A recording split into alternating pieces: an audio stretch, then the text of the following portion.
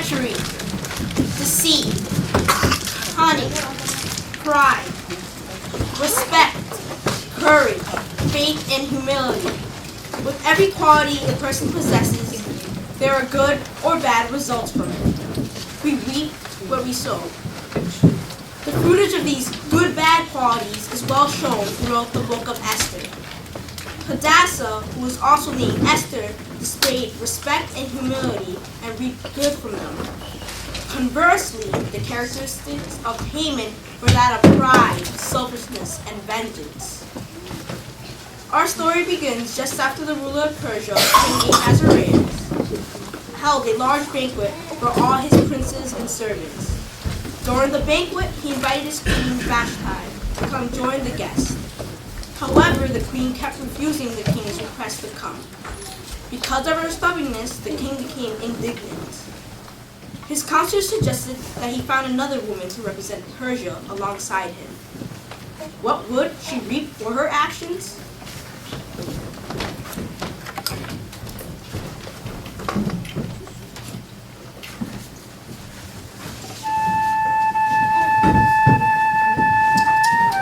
This is no good. If I let her walk all over me, I'll lose the respect of my people. After all, if a man can't preside over his own household, how can he be trusted to run a world empire? I'm sorry, Vashti. You'll just have to go.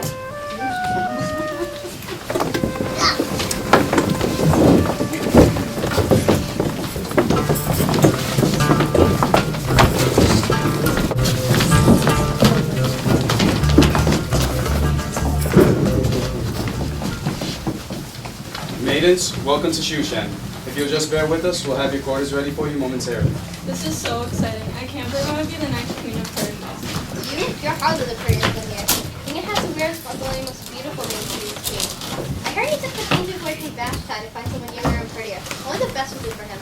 Well, you obviously thought something of me, or else I wouldn't have been chosen to come here and present myself. And after I've been pampered by the royal eunuchs, massaging the most exotic oils, and had only the finest foods for 12 whole months, I'll be absolutely stunning. The face like yours didn't need that whole 12 months. Look at all these maidens, Mordecai. There must be hundreds of girls here. Looks that way. The king has requested maidens from all over Persia, from India to Ethiopia. Hadassah, I know this is not what you envisioned for your life, but I know you'll make the best of it. But I feel like I won't fit in. Being one of God's people makes you different. All these maidens are pretty, but you are beautiful on the inside as well as on the out. Oh, you're just saying that because you have to. Maidens, if you would just make your way to the women's house, the royal ladies will show you to your suite. You'll be well taken care of here. Haggai the eunuch will be taking care of all the maidens while away from their families. But I think it's best for a time that you not tell anyone of your heritage. You want me to hide the fact that we're Jewish? Shh! Hadassah! There's a time to keep quiet and a time to speak up. You'll have your chance to speak. But for now, I think it's best if you not tell others you're a Jew. If they ask you for your name, tell them to call you Esther. I don't understand, but I'll do as you say. I will miss you, Mordecai. I won't be too far. I'm stationed to work at the king's gate. Now, go with Haggai. He's a nice man. I'll check up on you from time to time. Aren't you going to bow? I'm potential royalty, you know. This? And remember, stay the way you are. Thank you, sir. What did you say? I said, thank you, sir. That's the nicest thing I've heard all day, miss. What's your name? My name's Esther. Esther. I'm Haggai, guardian of the women. The girls are to head down the corridor to the suite in the rear of the house. Hey, I want the bed by the window.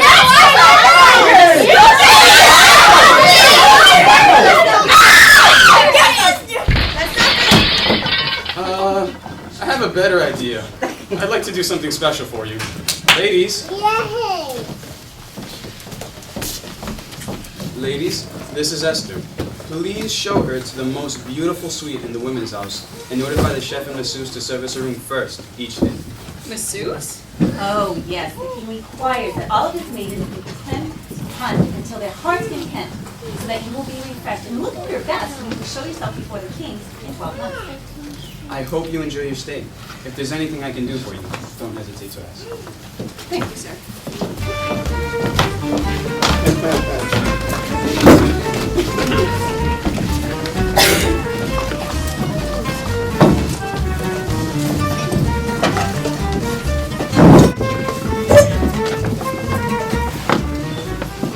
There's still plenty of maidens, Michael.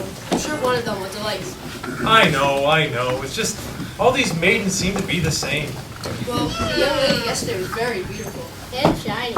Yes, right here, silver, gold, and jewels that I never knew existed in Shushan. At least it made up for her mouth. Complain. King, this is Esther, the maiden from Shushan. Thank you, Haggai. Come in, Esther. I wanted to thank you for the gracious treatment you have given to me. That's okay. Are you thanking me? Yes. Since I arrived here in the women's house, I've had great treatment. And it's been a great honor to stand before the king. So, your stay has been well. Because it was my impression that I felt like I should apologize. Some of these other young maidens were complaining. Said the oil of myrrh was too smelly. The oil of myrrh was not to make me happy, but to make you happy at your own expense. Oh, so you wouldn't have preferred the peppermint oil?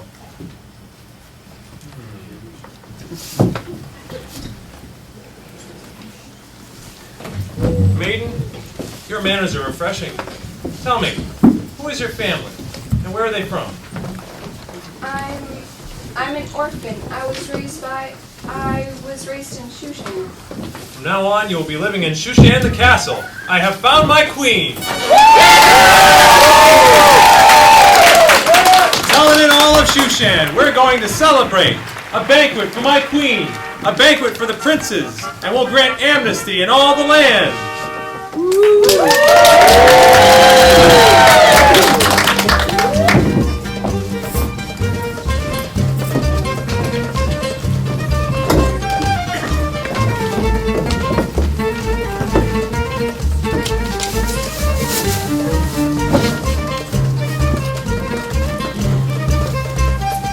Because of having an eyewitness of your chaste conduct together with deep respect, and do not let your adornment be that of external braiding of the hair and putting on of gold ornaments and the wearing of the outer garments. 1 Peter 3:2 and 3. Although Esther was pretty in form and beautiful in appearance, it was her cooperative attitude and mildness that won her approval of everyone she met, including Haggai, the eunuch of the women, and most of all, the king. Likewise, with us today, while giving attention to our personal appearance, we want to focus more on the inner qualities that are pleasing to Jehovah and to our fellow man. Sometime later, another celebration occurred at the castle of Shushan.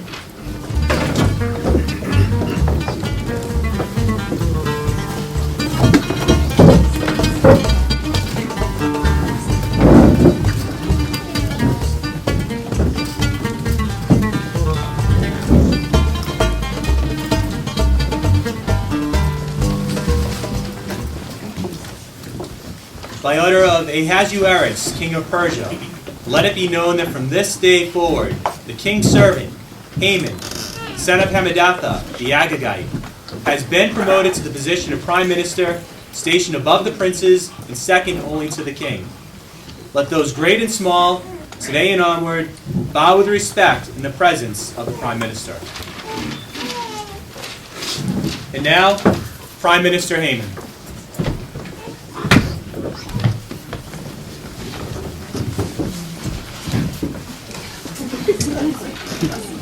Excuse me, I don't think you're supposed to leave. I can't bow down to that man. Why not? You bow down to the princes and to the king, don't you? Yes, it's not that. I'm a Jew. And if he's really a son of Agag, then he's an Amalekite, an enemy of my God.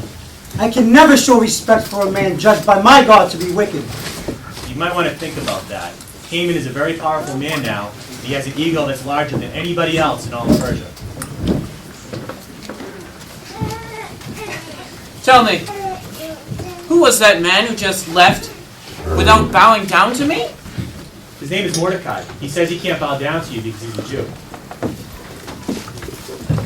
An Israelite, here in Shushan. There are many Jews in all of Persia. Hundreds, maybe even thousands of them. No, not for long. If I have anything to say about it,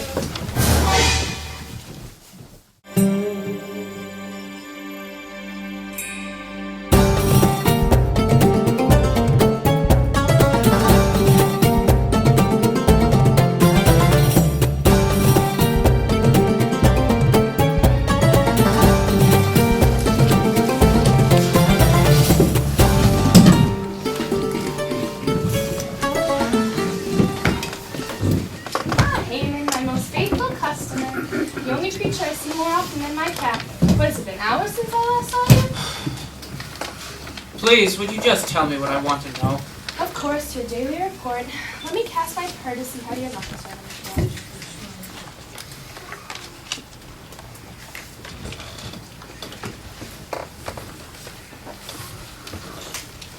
Well, what does it mean? Ah, Haman, my patient friend. After months of waiting, today is the day. If you speak with King Ahasuerus before the sun goes down, he'll grant you the request of your heart. That's what I wanted to hear. After all this time of that Jew, Mordecai, mocking me in front of everyone, refusing to pay me the proper respect to the glorious man that I am, he and his people will finally pay. Goodbye, Mordecai, and goodbye to all Jews, forever.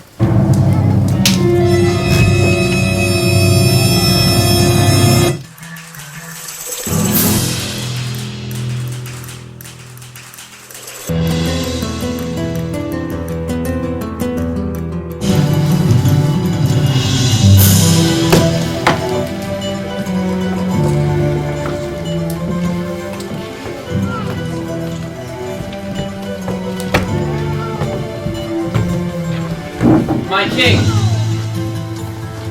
What is it, Haman? I have news concerning a threat to your kingship. What is it? What kind of threat? I have come to find that there is a small group of people mixed throughout your empire. Rebels. They're planted in every district in Persia. Haman, Persia is the largest empire in the world. There are many small groups of people in Persia. What harm could this small band of rebels actually cause to my kingship? Well, they may seem innocent to most of your citizens, but it's their way of thinking that makes them dangerous. They have no regard for your laws. In fact, they make up their own laws. Strange laws. My king, I am afraid that they're going to undermine your kingship. Teach others that it's acceptable to disrespect the king. It's people like this that should be wiped out completely. Strange new laws. Disrespect the king? Disrespect the king? You're right, Haman. These people must be stopped. I couldn't agree more. In fact, I would like to personally donate 10,000 silver talents to the king's treasury to cover the cost of the extermination. Haman, you're a good man. You've been a faithful prime minister to me. Here, take my signet ring and make whatever laws you fit regarding this matter. I trust you'll do what's right for your king, for the good of Persia. For the good of you, my king.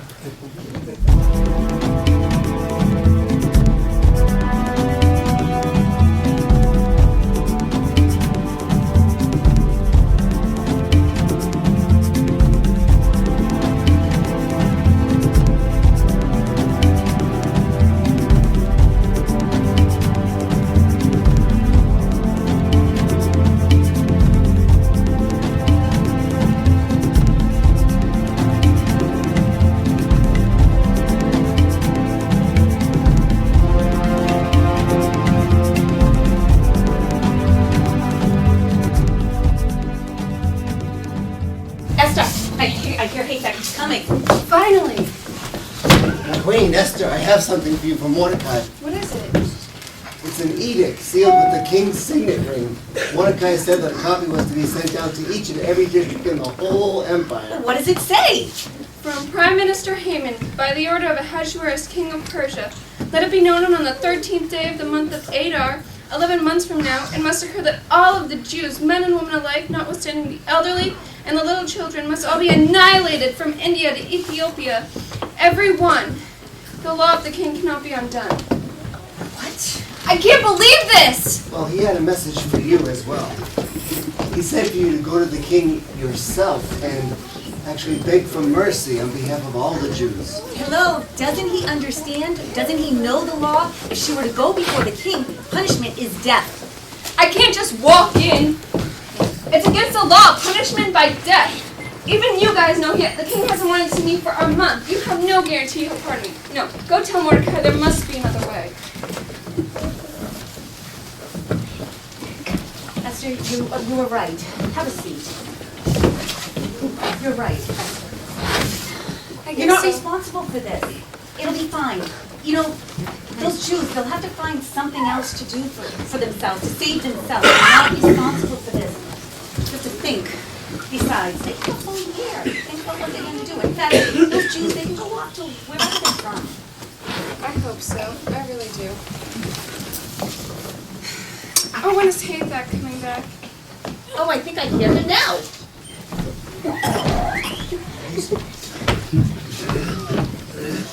Well, what did he say?